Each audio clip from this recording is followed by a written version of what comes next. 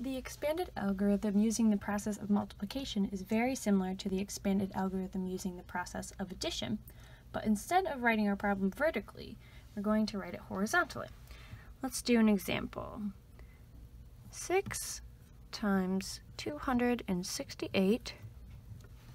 So first we're going to expand our problem. We're going to write it as 6 times 200 plus 60 plus 8. Now, we just expanded and broke down this number, 268. First, you can look at the hundreds column, so cover up the tens and the ones. And we see how many hundreds do we have? 2. We have 2 hundreds, so we fill in 200 below. Next, we're going to check the tens column to see how many tens do we have. We have 6 tens, which equals 60. So we fill in 60 down below. Lastly, we will check how many ones we have. And we see we have 8 ones. So we fill in 8 down below. Next, we're going to distribute 6 into each of these numbers using the distributive property. First, we'll distribute 6 into 200, which equals 1,200. Then we're going to distribute 6 into 60, and we're going to get 360.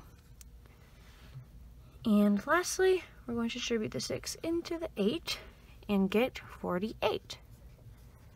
Now we have to add up these 3 numbers. It's easier to do that vertically, so let's do that part over here. Draw a line to give us some room over here. 1,200 plus 360 plus 48 equals, make sure you line up the ones, tens, hundreds, and thousands columns accordingly. So first, let's cover up the 3 columns except for the ones. So we have 0 plus 0 plus 8 equals 8. And next we have the tens column. We have 6 plus 4 equals 10.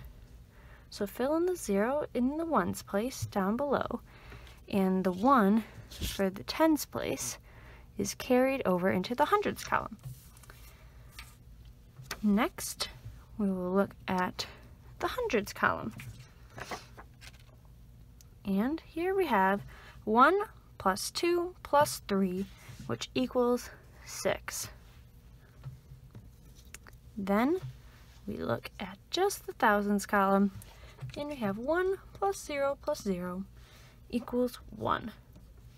So 6 times 268 equals 1,608.